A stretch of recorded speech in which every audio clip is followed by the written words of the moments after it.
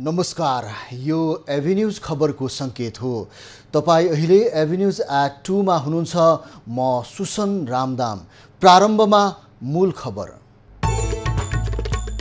सरकारले निर्वाचन केन्द्रित बजेट ल्याएको विपक्षी सांसदहरूको आरोप। बजेटलाई पपुलिस्ट भन्न नमिल्ने सत्तारूढ सांसदहरूको जिकिर। माओवादी केन्द्रले स्थानीय तहमा निर्वाचित आफ्ना जनप्रतिनिधिलाई प्रशिक्षण दिँदै स्थानीय तहबाटै समाजवादको आधार तयार पार्ने लक्ष्य। व्यवस्थाहरूको बारेमा हुन्छ। पेट्रोलियम पदार्थमा लाग्दै आएको पूर्वाधार कर 10 रुपैयाँ घटाउन अर्थ मन्त्रालयको निर्देशन। मूल्यबारे निर्णय गर्ने जिम्मा आपूर्ति मन्त्रालयलाई। भद्रपुर उडेको बुद्ध एयरको जहाज आकाशबाटै काठमाडौँ फिर्ता। टायरको केही भाग धावन मार्गमा भेटिएको बारे जाँच हुँदै। र अमेरिकाको न्यू अर्लिन्स स्थित एक विद्यालयमा गोली प्रहार। 1 जनाको मृत्यु, 3 जना घाइते।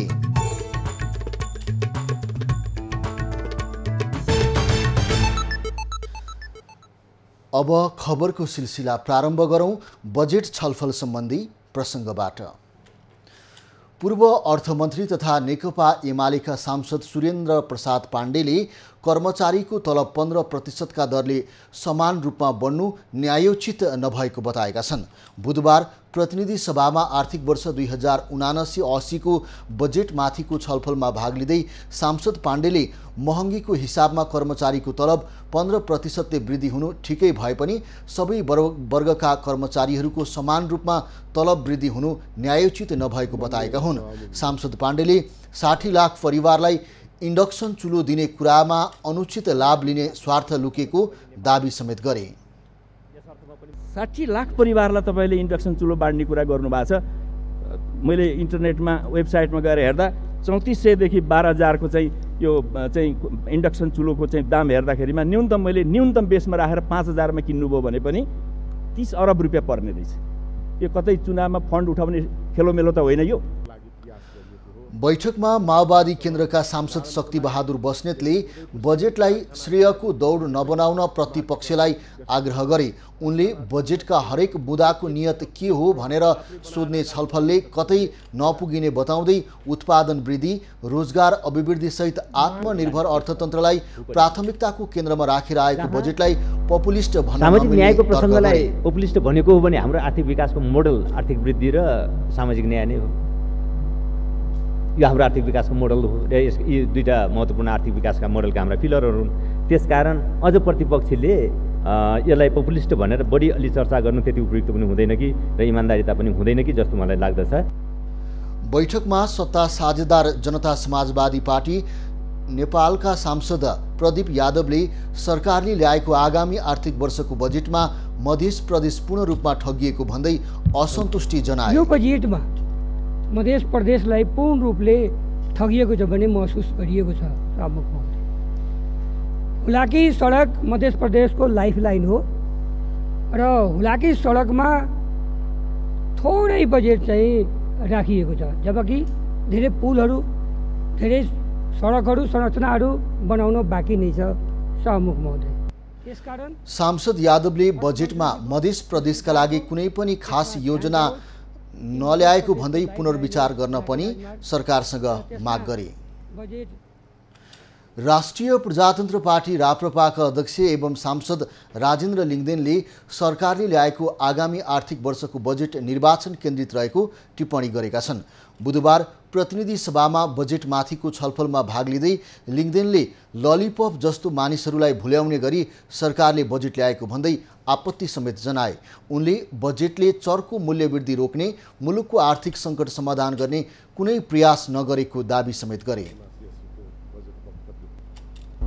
देशमा अहिले जुन प्रकारको आर्थिक सङ्कट देखिँदै गएको छ, जुन प्रकारको मूल्य वृद्धि देखिँदै गएको छ, त्यसलाई रोक्नेतर्फ यो बजेट उन्मुख छैन। यो बजेट केवल निर्वाचन लक्षित छ। अध्यक्ष लिङदेनले सरकारले ल्याएको बजेट स्रोतको यकिन नगरी अनुमानको भरमा आएको पनि बताए। उनले बजेटमा हेटौँडा कपडा उद्योग सञ्चालन गर्ने संयन्त्रको टुङ्गो नलगाई त्यसको कपडा प्रयोग गर्ने हावादारी कुरा गरिएको टिप्पणी समेत गरे। नेकपा माओवादी केन्द्रले स्थानीय तहमा निर्वाचित जनप्रतिनिधिलाई प्रशिक्षण दिन सुरु गरेको छ। कमल पोखरी स्थित पुरानो कुमारी हलमा प्रशिक्षण कार्यक्रमको पार्टी अध्यक्ष पुष्पकमल दाहालले उद्घाटन गरेका हुन्। स्थानीय तहबाटै समाजवादको आधार तयार गर्न निर्देशित गर्ने उद्देश्यले माओवादीले 2 दिने प्रशिक्षण कार्यक्रम आयोजना गरेको हो। स्थानीय सरकार सञ्चालन, सेवा प्रवाह, विकास निर्माण, सुशासन, स्वास्थ्य, शिक्षा, बजेट तथा कानुन निर्माण लगायत विषयमा विज्ञहरूले जनप्रतिनिधिलाई प्रशिक्षण दिँदै आएका छन्। पार्टीका शीर्ष नेता, संघीयताविद, अर्थतन्त्र विज्ञ, पूर्व महान्यायाधिवक्ता, स्थानीय सरकार सञ्चालनका विज्ञ, पूर्व प्रशासक लगायतले सहभागीलाई प्रशिक्षण दिने माओवादीले जनाएको छ।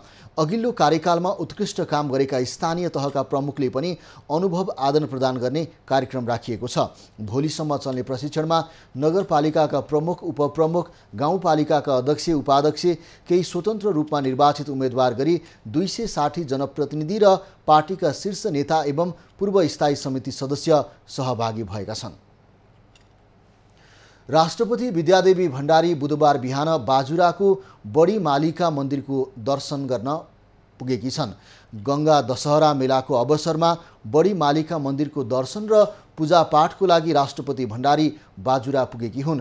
राष्ट्रपति भण्डारी नेपाली सेनाको हेलिकप्टरबाट बाजुरा आइपुगेको जिल्ला प्रहरी कार्यालय बाजुराका डीएसपी सूर्य थापाले बताएका छन्।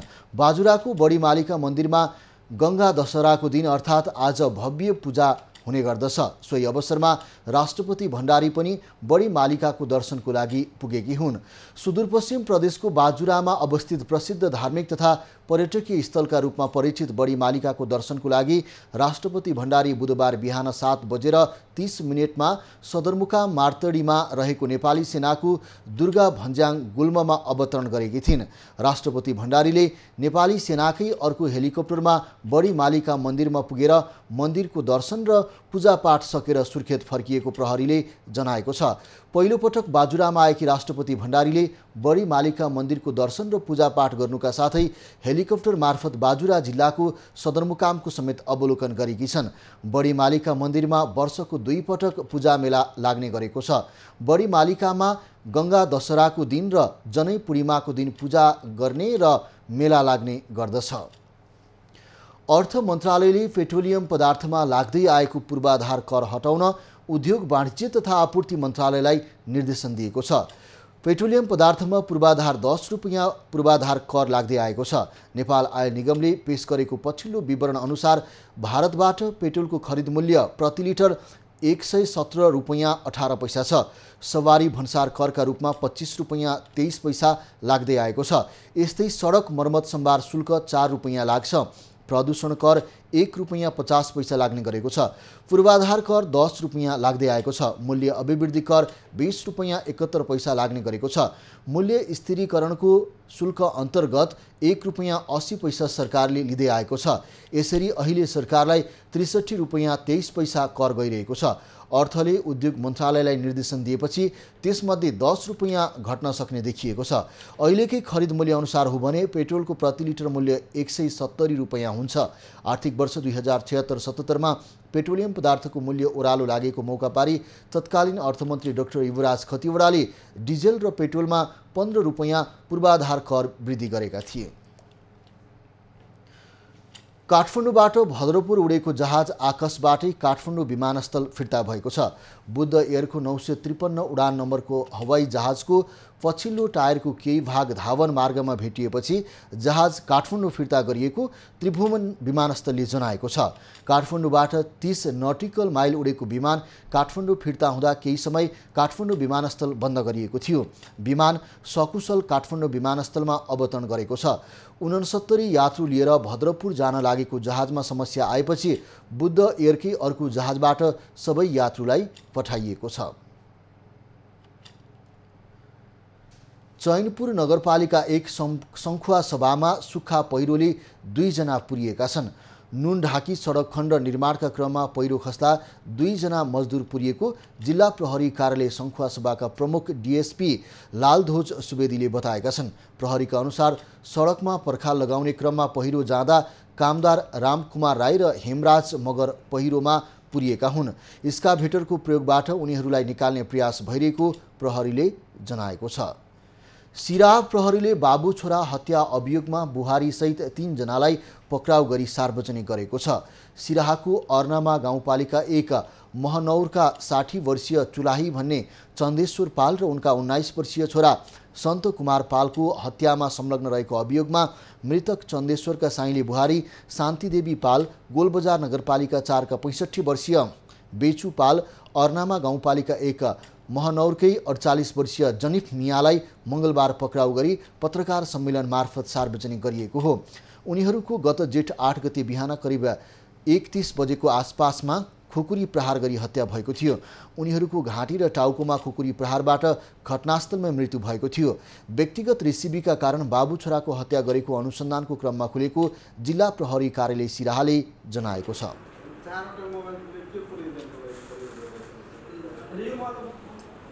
घाँटीमा धारिलो हतियार प्रयोग गरी हत्या गरेको अवस्थामा सन्त कुमार पालको छोराको लास भएको त्यो चाहिँ हामीले घटनास्थलको मृत्यु देख्यौँ।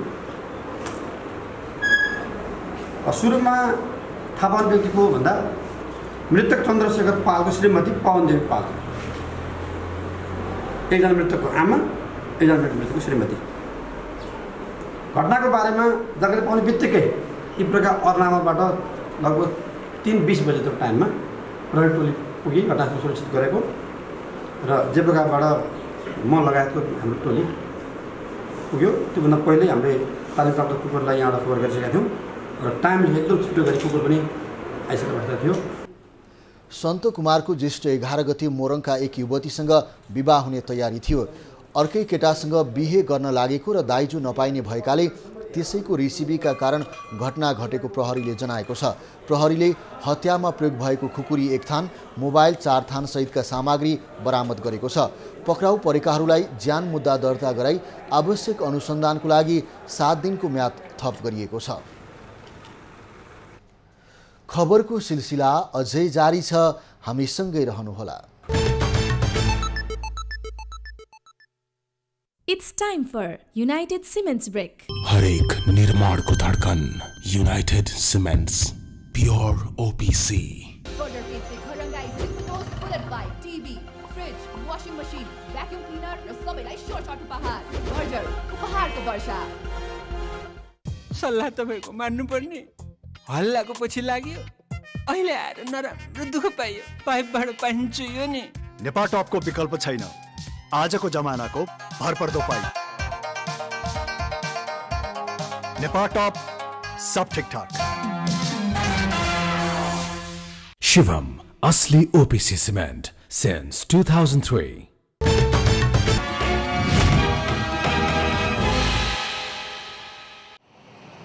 प्रदूषणको मारले उपत्यका लगायत सहरहरू प्रताडित छन्। त्यसका लागि सरकारले वातावरण मैत्री सवारी तथा यातायात नीति 2071 पनि ल्यायो। बजेटमा समेत सरकारले पेट्रोलियम पदार्थको विकल्पमा विद्युतीय ऊर्जाको खपतलाई विशेष जोड दिएको छ। तर सरकारी नीति र कार्यान्वयन बीच कुनै संगति छैन। वातावरणीय तथा आर्थिक हिसाबले पनि विद्युतीय सवारी महत्त्वपूर्ण भए पनि सरकार स्वार्थ समूहको प्रभावमा परेकाले कार्यान्वयन नभएको वातावरणविद बताउँछन्। एउटा चाहिँ गभर्नमेन्ट आयो, अर्को गभर्नमेन्टले गरेको के काम लाग्दैन भनेर गाली गर्यो, अनि त्यो त्यसरी चाहिँ हुँदैन के। ओभरअल चाहिँ समाजलाई चाहिँ राम्रो हुने कुरामा अब अलिकति सरकारले चाहिँ त्यसमा आउने राजस्वलाई चाहिँ नि अलिकति मध्यनजर गरेर घटाउँदाखेरि फाइदा हुन्छ। सरकारले यस अघि नै सन् 2020 सम्म उपत्यकामा सञ्चालन हुने कुल सवारी साधनको 25% विद्युतीय सवारी साधन सञ्चालनमा ल्याइने लक्ष्य राखेको थियो। तर खनिज जन्य ऊर्जाको विस्थापन अहिलेसम्म हुन सकेको छैन। वातावरणीय हिसाबले मात्र होइन, आर्थिक हिसाबले पनि विद्युतीय सवारीको प्रयोगबाट ठूलो धनराशि जोगिन सक्छ। उदाहरणका लागि एउटा विद्युतीय बस दिनभरि गुड्दा करिब 700 देखि 800 बराबरको ऊर्जा खपत गर्छ। पर्छ, जसबाट इन्धन खरिद बापतको 4200 रुपैयाँ बचत हुन आउँछ।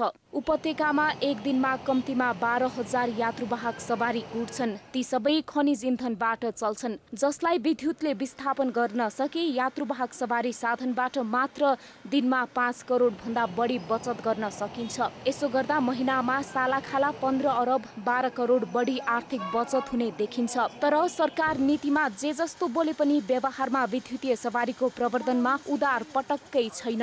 त्यसको गतिलो उदाहरण हो आगामी आर्थिक वर्षको बजेटमा विद्युतीय सवारीमा 60% सम्म अन्तः शुल्क लगाउने व्यवस्था। 10% तिर्दा त हामीले डिजेल गाडी भन्दा विद्युतीय गाडी महँगो भयो भने प्रतिप्रश्न गरिरहने ठाउँमा अब त्यसरी जाने हो भने नेपालमा विद्युतीय सवारी साधन चल्ने अवस्था छैन।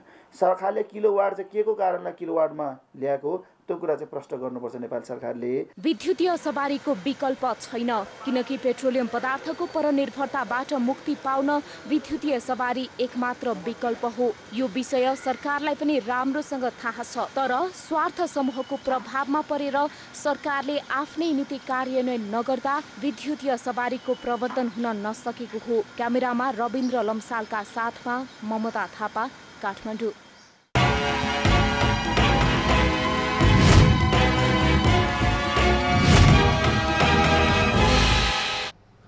चिकित्सा शिक्षा आयोगले एमबीबीएस लगायत चिकित्सा शिक्षाका स्नातक तह अध्ययनको लागि शुल्क वृद्धि गरेको छ। आयोगको मङ्गलबारको बैठकले आगामी आर्थिक वर्षदेखि लागू हुने गरी 3.6%ले शुल्क वृद्धि गर्ने निर्णय गरेको हो। आयोगको अध्यक्ष प्रधानमन्त्री रहने व्यवस्था छ। प्रधानमन्त्री शेरबहादुर देउवाकै सहमतिमा आयोगले चिकित्सा शिक्षाका स्नातक तहका कार्यक्रमको अध्ययन शुल्क वृद्धि गरेको छ। आर्थिक वर्ष 2079-80मा भर्ना हुने नयाँ विद्यार्थीले एमबीबीएस पढ्न काठमाडौँ उपत्यकाभित्र 41,68,087 रुपैयाँ तिर्नुपर्ने हुन्छ। उपत्यका बाहिरका हकमा एमबीबीएस पढ्न विद्यार्थीले 45,95,721 रुपैयाँ बुझाउनु पर्ने हुन्छ। यसअघि एमबीबीएस पढ्न करिब 40,23,000 रुपैयाँ शुल्क पुग्ने बताइएको थियो। विश्वविद्यालय र क्याम्पसहरूले 10% शुल्क वृद्धि गरिनुपर्ने माग राखेका थिए। यस वर्षको मनसुन छिट्टै सुरु हुने मौसमविदले बताएका छन्। भारतको केरलामा मनसुन सुरु भइसकेको र अब त्यो छिट्टै नेपाल भित्रने अनुमान मौसमविदले गरेका छन्। जल तथा मौसम विज्ञान विभागको मौसम पूर्वानुमान महाशाखाका अनुसार नेपालमा मनसुन सुरु हुने संशोधित औसत मिति जुन 23 तारिक हो। पूर्वी नेपालबाट मनसुन भित्रिएर पश्चिम नेपालबाट बाहिरिने गर्दछ। अङ्ग्रेजी महिनाको जुन, जुलाई, अगस्त र सेप्टेम्बर महिनालाई मनसुनको अवधि भनिन्छ। मनसुनको यो 4 महिनाको अवधिमा नेपालका अधिकांश भागमा सरदरभन्दा धेरै वर्षा हुने प्रक्षेपण गरिएको छ। सामान्यतया 1500 मिलिलिटर पानी पर्ने मौसमविदहरू बताउँछन्। जल तथा मौसम विज्ञान विभागको मनसुन आकलन प्रतिवेदन अनुसार प्रदेश 1 को उत्तरी भूभाग, मध्य प्रदेशको अधिकांश भूभाग र बागमती प्रदेशका दक्षिणी भूभागहरूमा भने सरदर वर्षा हुने प्रक्षेपण छ। यी क्षेत्रमा सरदर वर्षाको सम्भावना 35 देखि 45% सम्म छ। तर बाँकी भूभागहरूमा भने सरदरभन्दा बढी वर्षा हुने सम्भावना 65% सम्म रहेको प्रतिवेदनमा उल्लेख छ। गृहमन्त्री बालकृष्ण खाँडले रोल्पा कारागार कार्यालयमा जेठ 4 गते कैदी सुन्दर हरिजनको मृत्युका बारेमा स्थलगत रूपमा सत्य तथ्य छानबिन गरी प्रतिवेदन पेश गर्न मन्त्रालयका सहसचिवको नेतृत्वमा समिति गठन गरेका छन्। गृहमन्त्री खाँडले मङ्गलबार मन्त्रालयका सहसचिव सूर्य प्रसाद सिंहडाईको संयोजकत्वमा 5 सदस्यीय छानबिन समिति गठन गरेका हुन्। समितिलाई काम सुरु गरेको मितिले 7 दिनभित्र प्रतिवेदन पेश गर्न मन्त्री स्तरीय निर्णयबाट कार्यादेश दिएको छ। समितिमा मन्त्रालयका उपसचिव झङ्कनाथ ढकाल, नेपाल प्रहरीका उपरीक्षक भूपेन्द्र खत्री, राष्ट्रिय अनुसन्धान विभागका उप अनुसन्धान निर्देशक विश्वमणि आचार्य र जिल्ला प्रशासन कार्यालय बाँकेका प्रशासकीय अधिकृत सदस्य छन्। कारागारभित्रै हरिजनको शङ्कास्पद मृत्यु भएपछि उनी सुर्खेतका विजय विक्रम शाहको सट्टामा जेल रहेको खुलेको थियो। किसानका कतिपय उत्पादन बारीमै कुहिने र बजारमा बल्ल तल्ल पुर्याए पनि श्रमको उचित मूल्य नपाइने गुनासो जताततै सुन्न पाइन्छ। यस्ता समस्यालाई चिर्न कञ्चनपुर जिल्लाको बेलौरी नगरपालिकाले स्थानीय कृषकको लागि कृषि एम्बुलेन्स सेवा सुरु गरेको छ। कृषि तथा पशुजन्य उत्पादन र ढुवानी गर्ने साधनलाई कृषि एम्बुलेन्सको रूपमा बेलौरी नगरपालिकाले सेवा सुरु गरेको हो। एम्बुलेन्स भन्ने बित्तिकै हामी बिरामी वा विपदमा परेका मानिसलाई उपचार केन्द्रमा ओसार पोसार गर्ने साधनलाई सम्झने गरिन्छ। कृषि एम्बुलेन्सले किसानले उत्पादन गरेका वस्तु घर घर पुगेर सङ्कलन गरी बजारसम्म पुर्याउने साधन हो। यस्तै साधनको खरिद गरी बेलौरी नगरपालिकाले नगर क्षेत्रभित्रका कृषकहरूले उत्पादन गरेका तरकारीलाई घर घरबाटै सङ्कलन गरी बजारसम्म पुर्याउने गरेको छ। बेलौरी नगरपालिकामा रहेका किसानहरूको उत्पादनलाई बजारसम्म सहज रूपमा पुर्याउनका लागि हामीले कृषि एम्बुलेन्स सञ्चालनमा ल्याएका छौँ र यसमा पनि खास गरी तरकारी फलफुल खेतीलाई चाहिँ बजारसम्म पुगाउनका लागि हो। र कृषि एम्बुलेन्सले बेलौरी नगरपालिकामा थोरै उत्पादन गर्ने किसानहरूको उत्पादनलाई पनि बजारमा सहज रूपमा पुर्याउनका लागि मद्दत गर्नेछ। गाउँमा उत्पादित कृषिजन्य उत्पादन खेर जाँदा किसानको लगानी श्रम र मिहिनेत डुब्ने अवस्था आउन नदिन कृषि एम्बुलेन्स उपयोगी बनेको छ। कृषि एम्बुलेन्स गाउँ र सहर जोड्ने साधन र गाउँका उत्पादनको स्वाद सहरलाई चखाउने माध्यम बनेको छ। कृषि एम्बुलेन्स सञ्चालन हुँदा सहरका नागरिकले ताजा र सस्तो कृषिजन्य उत्पादन उपभोग गर्न पाइरहेका छन् भने गाउँका नागरिकले आफ्ना उत्पादनको सहज बजार पाउन थालेका छन्।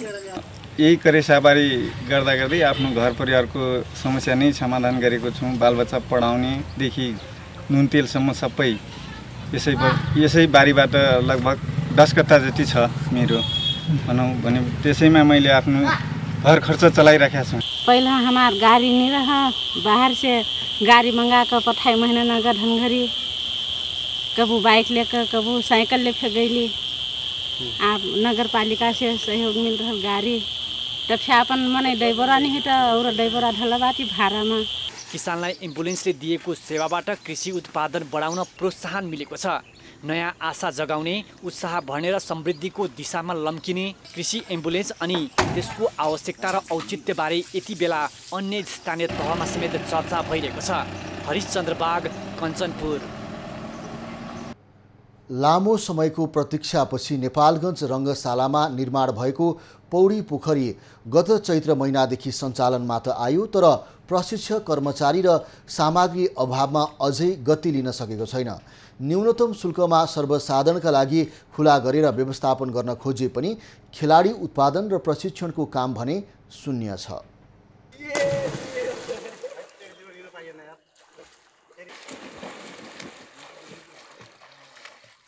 3 वर्ष अघि 8औं राष्ट्रिय खेलकुद प्रतियोगिता सञ्चालनका क्रममा नेपालगञ्ज रङ्गशालामा निर्माण भएको पौडी पोखरी लामो समयपछि सञ्चालनमा आएको छ। पछिल्ला 2 वर्षमा कोरोना महामारीका कारण सञ्चालन हुन नसकेपछि करोडौं लगानीमा बनेको स्विमिङ पुल प्रयोगविहीन पछि सर्वसाधारणका लागि भने खुल्ला गरिएको छ। तर आवश्यक सामग्री र जनशक्ति व्यवस्थापन नहुँदा सञ्चालनमा बाधा पुगेको छ। पौडी पोखरी चाहिने अन्तर्राष्ट्रिय मापदण्ड इन्टरनेसनल अनुसार बनेको छ। 25/50 को छ। यसमा अन्तर्राष्ट्रिय स्तरको चाहिँ प्रतियोगिता सञ्चालन गर्न सकिन्छ। पानी नतान्ने उच्च प्रविधियुक्त स्विमिङ पुल भए पनि समितिले न्यूनतम शुल्कमा दैनिक 3 फिटमा सबै किसिमका व्यक्तिको प्रयोग गर्ने गरी सञ्चालन गरेको जनाएको छ। नेपालगञ्ज भरिमै होटल अथवा उमा नयाँ प्रविधिको नयाँ टेक्नोलोजीको पानी नतार्ने स्ट्यान्डर्ड किसिमको स्विमिङ पुल हो र स्विमिङ पुललाई 200 रुपियाँ पैसा लिँदाखेरि जस्तो यहाँ तलतिर हाम्रो उहरूमा जाँदाखेरि बाहिर इन्ट्री फी मात्र 200 रुपियाँ लिन्छन्। होटलहरूमा सञ्चालनमा आएका स्विमिङ पुलहरू निकै महँगो हुने गरे पनि नेपालगञ्ज रङ्गशाला सहुलियत दरमा गुणस्तरीय सेवा पाएको भन्दै सर्वसाधारण भने खुसी व्यक्त गर्दै आएका छन्। स्विमिङ पुल बन्यो, एकदमै राम्रो छ। यहाँको सेवा सुविधादेखि लिएर हैन, यहाँको होटल म्यानेजमेन्टदेखि लिएर सम्पूर्ण व्यवस्थाहरू एकदमै राम्रो छ। अनि सबैलाई एउटै अनुरोध छ कि एकचोटि भिजिट गर्नु होला।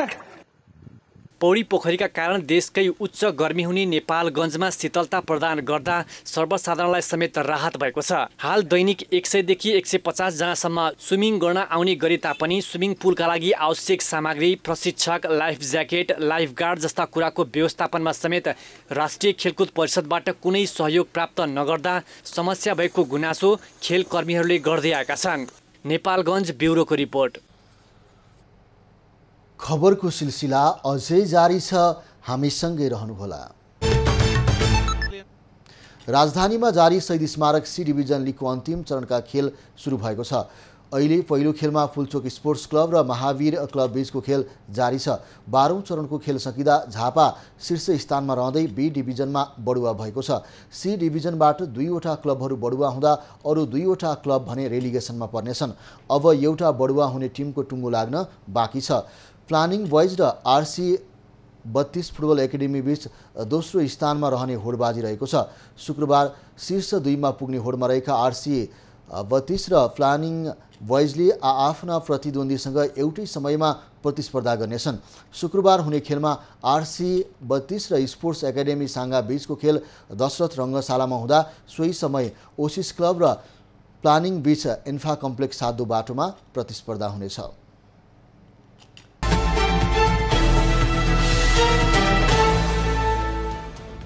लोकतान्त्रिक समाजवादी पार्टी नेपालका सांसद विमल प्रसाद श्रीवास्तवले आगामी आर्थिक वर्षभित्र वीरगञ्जमा चिनी मिल सञ्चालन भएमा आफ्नो नाममा रहेको एउटा घर सरकारको नाममा पास गरिदिने घोषणा गरेका छन्। बुधबारको प्रतिनिधि सभा बैठकमा सांसद श्रीवास्तवले बजेटमा कृषि औजार कारखाना र चिनी मिल सञ्चालन गर्ने उद्घोष हुनु स्वागत योग्य भएको पनि बताए।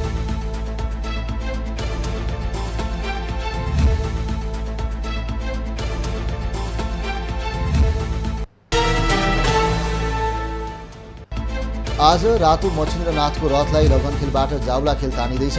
दिउँसोको साइतमा रथ तान्न लागि हो।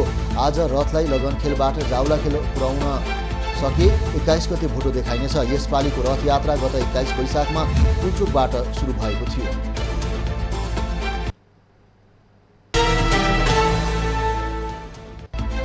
विदा नलिई लामो समयदेखि कार्यालयमा अनुपस्थित रहेकी सशस्त्र प्रहरीकी इन्सपेक्टर डाक्टर अन्जु गुरुङलाई गृह मन्त्रालयले स्पष्टीकरण सोधेको छ।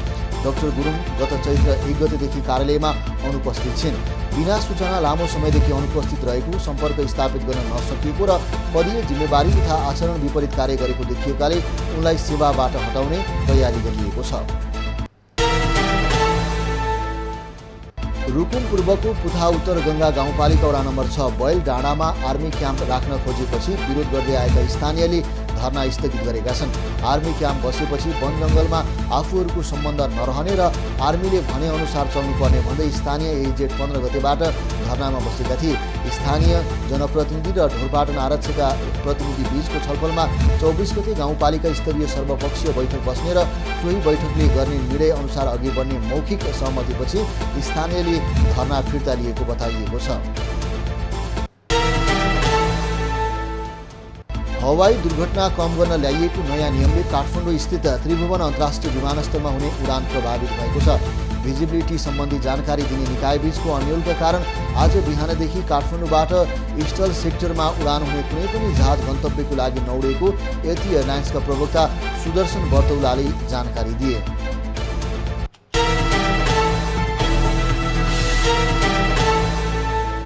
अब पालो एभिन्यूज एट मौसमको।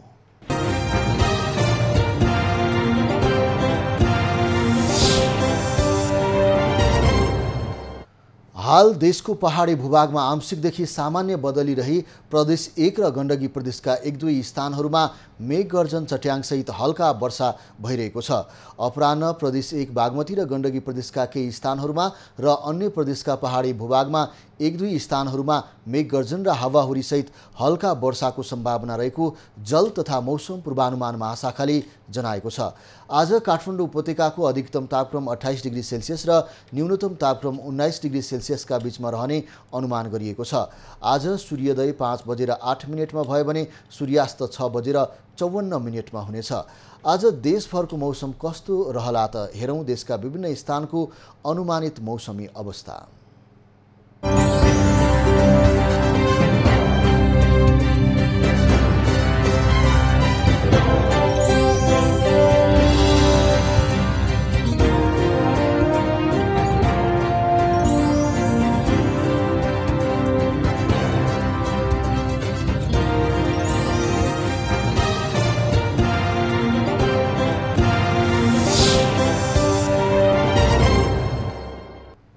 अहिलेलाई खबरको क्रम यति नै। एभी न्यूज खबरका यी सहित अन्य विस्तृत खबरको लागि www.avnews.tv लगइन गर्न सक्नुहुनेछ। युट्युब, फेसबुक र ट्विटरमा पनि हामीलाई फलो गर्न सकिनेछ।